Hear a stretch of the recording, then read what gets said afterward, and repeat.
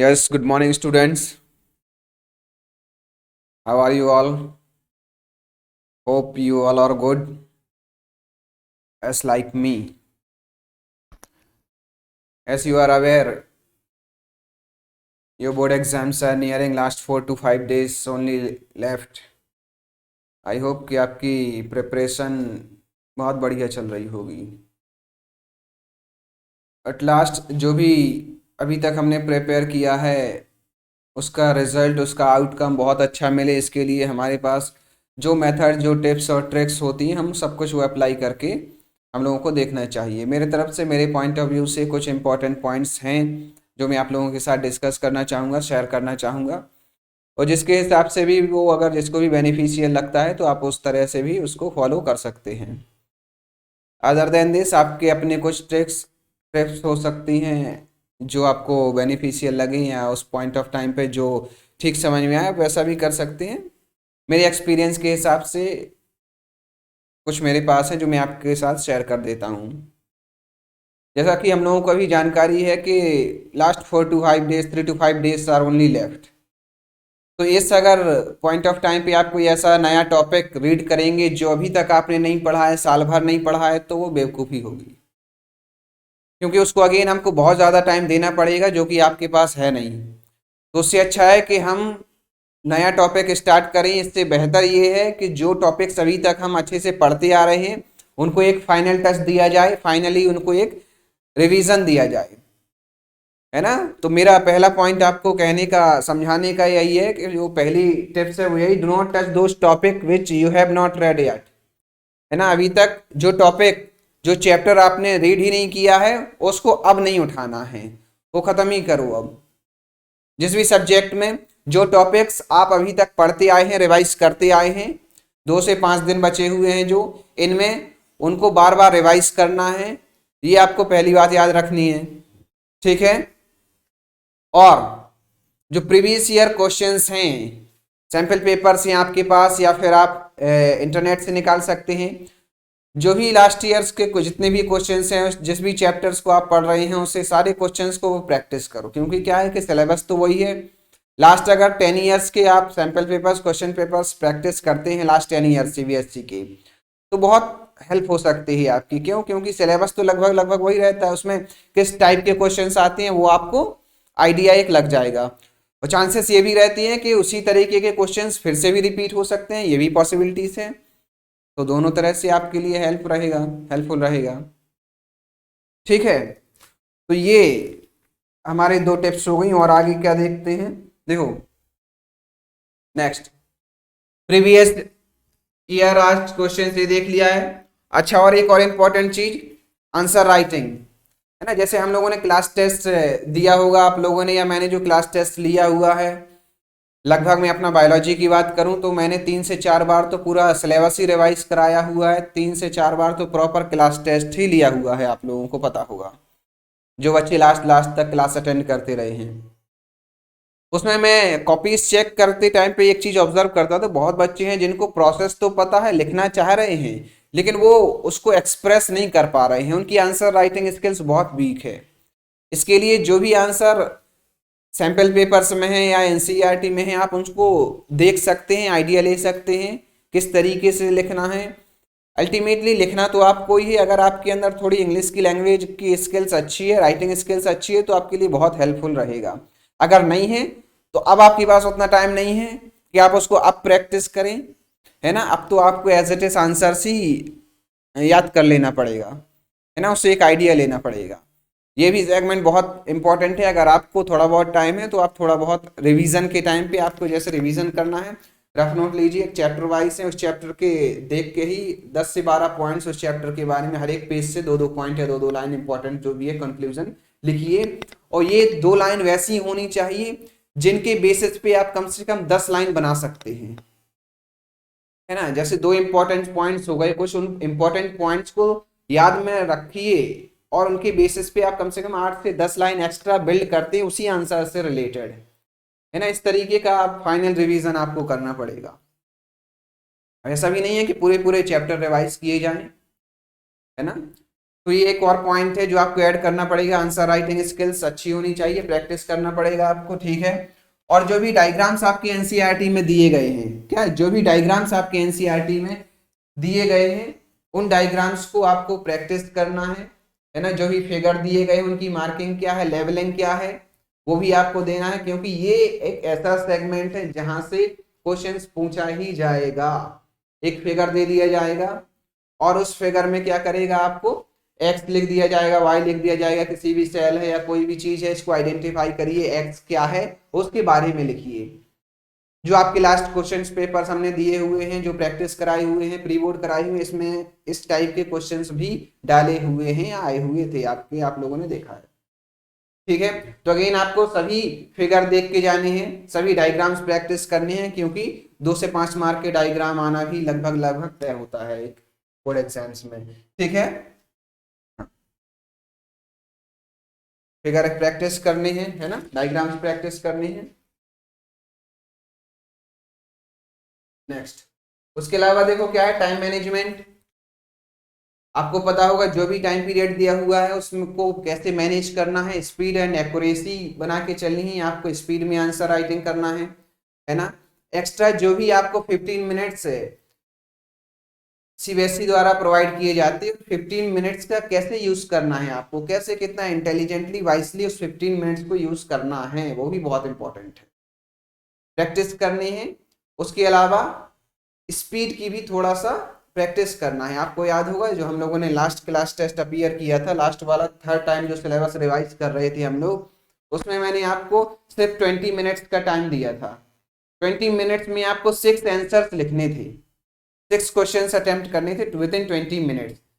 मैं कोशिश ये कर रहा था उस टाइम पे कि आपके कम से कम 1 या 2 क्वेश्चन तो छुड़ाऊं, ताकि उससे क्या होगी, आपकी थोड़ी सी स्पीड बढ़ेगी। मैं ये कोशिश कर रहा था, वहां पे 6 क्वेश्चंस मैंने आपको अटेम्प्ट करने के लिए दिए नहीं थे, क्योंकि जो लेंथ मैंने रखा था 6 क्वेश्चंस विद इन 20 मिनट्स, आप वो नहीं कर पाते। आप 4 से 5 question he with in 20 minutes लिख पाते, 5 क्वेश्चन मैक्सिमम, अगर कितनी भी स्पीड में करें। फिर भी मैंने एक और एक्स्ट्रा दिया ताकि आपका एक क्वेश्चन छूटे और आपके अंदर ये क्यूरियोसिटी डेवलप हो, ये चीज सबकॉन्शियस माइंड में जाए कि हमको आंसर राइटिंग तेज करनी है, ताकि हमारा आंसर छूटे ना, हमारे क्वेश्चंस छूटे ना। तो आपको ये बिल्कुल नहीं करना है कि कोई भी आंसर आपको छोड़ के आना है, छोड़ना तो बिल्कुल नहीं है, ठीक है। उसके अलावा जो 15 मिनट्स का सेगमेंट होता है उसमें आप क्या कर सकते हैं और किस तरीके से उसको वाइजली यूज कर सकते हैं, आप अपने हिसाब से देखिए, उस तरीके से उस 15 मिनट्स का आपको इस्तेमाल करना है, ठीक है। और हर एक आंसर जो भी आप लिख रहे हैं, है ना, उसमें कुछ ना कुछ क्या होता है, बुलेट पॉइंट्स होते हैं। बुलेट पॉइंट्स का मतलब होता है कुछ ऐसे इंपॉर्टेंट पॉइंट जिसपे आप बहुत ज्यादा कॉन्फिडेंट होते हैं और आप यही चाहते हैं कि एग्जामिनर का भी ध्यान भी कहाँ जाए, वहीं पे जाए, उसी पॉइंट्स पे जाए। हमको थोड़ा सा एग्जामिनर की साइकोलॉजी भी समझना पड़ेगा, किस तरीके से वो कॉपी चेक करते टाइम पे क्या सोच रहा होगा। ऑब्वियसली क्योंकि हम सबको पता है थोड़ा बहुत अमाउंट पे किया जाता है पर कॉपी चेकिंग के लिए, तो थोड़ा बहुत स्पीड में चेक करने के लिए सब कोई कोशिश करता है, इसीलिए चांसेस ऐसी बहुत कम है कि एग्जामिनर लाइन बाय लाइन हर एक आंसर को रीड करेगा। नो डाउट करते होंगे, लेकिन अगर अपन चाहते हैं कि एग्जामिनर डायरेक्टली ही ऐसी जगह पे फोकस करे जिस पे हम बहुत ज्यादा कॉन्फिडेंट है, तो उन लाइंस को आप अंडरलाइन कर दीजिए, हाईलाइट कर दीजिए, नीट एंड क्लीन राइटिंग में आंसर लिखिए, कटिंग मत कीजिए, ठीक है। ये चीज आपको ध्यान रखना पड़ेगा, है ना। सम बुलेट पॉइंट्स मैंने आपको मेंशन किया हुआ है। बुलेट पॉइंट्स का मतलब ही है कुछ इंपॉर्टेंट पॉइंट्स जो डायरेक्टली उसको हिट करें एग्जामिनर को, ठीक है। उसको आप अंडरलाइन कर सकते हैं, उनको आप प्रैक्टिस कर सकते हैं, ठीक है। नेक्स्ट पॉइंट, एट लास्ट एक ऐसा सेगमेंट जो, मान लो हमने कुछ बच्चे ऐसे भी होंगे जिन्होंने बहुत ज्यादा पढ़ाई किसी भी रीजंस की वजह से जो नहीं कर पाए होंगे, या कुछ इस सेंस से जा रहे होंगे कि हम तो जाएंगे कुछ भी लिख के आ जाएंगे, गाना लिख के आ जाएंगे, उल्टा सीधा कुछ भी लिख के आ जाएंगे, हमको नंबर मिल जाएंगे। तो ये राइट मेथड नहीं है, इसमें आपको नंबर मिले इसकी कोई गारंटी नहीं है। इससे बेहतर ये है, देखिए मैंने यहाँ पे मेंशन भी किया गया है, how to answer those questions of which answer you don't know. ऐसे क्वेश्चंस जिनकी आंसर आपको नहीं पता है उनको आंसर कैसे करना है। हाँ ये तो कंफर्म है, कितनी स्पीड बना के रखना है और छोड़ना कुछ भी नहीं है, ये तो ध्यान में ही रख लो, ठीक है। अब ऐसे क्वेश्चंस के आंसर आप कैसे करें जिनके आंसर आपको पता ही नहीं है। तो अल्टीमेटली आपको जो क्वेश्चन पूछा गया है उसका आंसर हो सकता है आपको ना पता हो, लेकिन आपको कुछ तो पता होगा जो सही होगा। जैसे मैं आपको अगर एग्जाम्पल दूं, मैं आपको एग्जाम्पल दूं कि सूरज जो है वो डूबता कहाँ है, तो आपको उसका आंसर नहीं पता है कि वेस्ट में जाके सनसेट होता है, लेकिन आपको दूसरी सच बात क्या पता है कि ईस्ट से सूर्य निकलता है। समझ रहे हैं आप? मतलब कोई क्वेश्चन जो पूछा गया है उसका आंसर नहीं पता है, लेकिन दूसरा आंसर आपको पता है जिसमें कोई गलती नहीं है, जो लगभग लगभग सही है। कोशिश करिए कि जैसे जो क्वेश्चन पूछा गया उसी से रिलेटेड, अगर हमको एग्जैक्ट वही आंसर नहीं पता है ना, तो उसी से रिलेटेड एक ऐसा आंसर वहां पे लिखें जो क्या हो, लगभग लगभग पूरा ही सही है, जिसमें आप मिस्टेक ना करें। क्यों? क्योंकि चांसेस ये जब एग्जामिनर कॉपी चेक कर रहा होगा तो वो क्वेश्चन पेपर को बार बार देखेगा, ऐसी कोई गारंटी नहीं है, ठीक है। अब आप जो आपने जो आंसर लिखा है उसमें से अगर आपने कोई गलती नहीं की है, मान लो एग्जामिनर ने फर्स्ट लाइन से रीड करना शुरू किया चेक करने के टाइम पे, ठीक है, वो process second line third line वो प्रोसेस सही है, पूरा आंसर भी सही है, तो चांसेस हैं, आई एम नॉट श्योर, मैं ये नहीं कह रहा हूं कि वो मार्क मिल ही जाएंगे उसके, बट चांसेस हैं कि वहां पे उसको करेक्ट करके वो मार्क भी दे सकता है, क्योंकि उस टाइम पे शायद उसको ये याद ना रहे कि ये एक्चुअल में जो आंसर लिखा है ये इस क्वेश्चन का आंसर नहीं है, किसी और क्वेश्चन का आंसर है जो मान लो नहीं दिया गया है, क्योंकि वो डायरेक्टली आंसर पढ़ रहा होगा, आपकी आंसर शीट पढ़ रहा होगा, उसमें क्वेश्चन पेपर होंगे नहीं, तो चांसेस है कि हर बार वो क्वेश्चन पेपर उठा के या पलटा के ना देखे, ठीक है। अब हर बार पलटा के नहीं देखेगा तो जो आपने लिखा वो गलत ना हो, वो सही हो, तो एक मैसेज जाएगा सबकॉन्शियसली कि अच्छा ठीक है आंसर सही है, तो हो सकता है जल्दबाजी में ये जल्दी जल्दी चेक करने के लिए, ज्यादा कॉपीज चेक करने के लिए वो उसमें भी मार्किंग कर सकता है। तो ये एक मेथड हो सकता है, बेहतर मेथड है, वजह इसकी कि आप उस आंसर में कोई भी गाना लिख दें या उल्टी सीधी चीजें कोई लिख दें, क्योंकि जैसे ही वो चीज पढ़ेगा सीधा पूरा आंसर ही वो कट कर देगा और आपको मार्क उसमें नहीं मिलेंगे, ठीक है। ये एक और इम्पोर्टेंट पॉइंट जो मेरी तरफ से ऐड करने लायक था, जो मैंने सोचा शायद आप कुछ ऐसे आंसर प्रैक्टिस करते होंगे लिखने की, सोचते होंगे, क्योंकि मैं जानता हूँ कुछ बच्चों को, और हमेशा ऐसे इंसिडेंट होते आए हैं कि कुछ भी लिखने वाली परंपरा रही हो, तो किस तरीके से स्मार्टली उनको करना है वो आपको ध्यान में रखना है, ठीक है।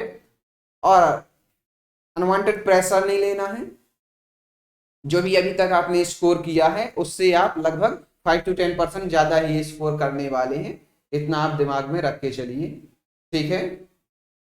और सभी तो क्या है, जो जैसा जिसने पढ़ा है उतना उसको आएगा, है ना।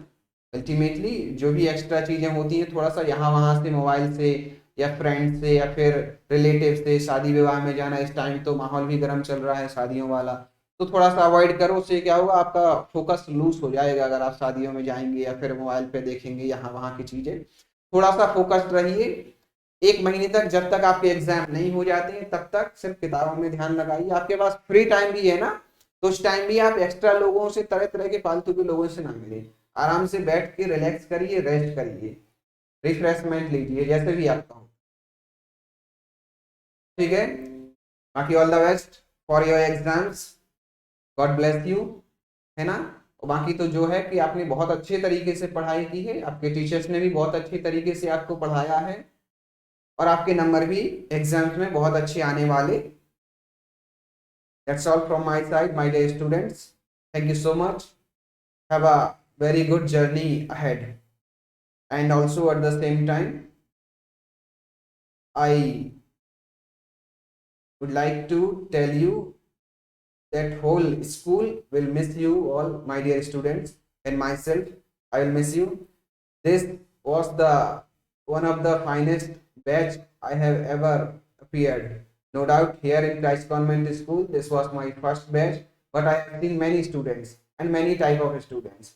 In this batch, I got every type of students. पढ़ने वाले भी, मजाक मस्ती करने वाले भी, डिसिप्लिन भी, बहुत बहुत अलग अलग लेवल के स्टूडेंट्स देखे हैं। So I was very lucky to have you all guys. Thank you so much. And I will always miss you, and you will always be there in our hearts. Thank you so much.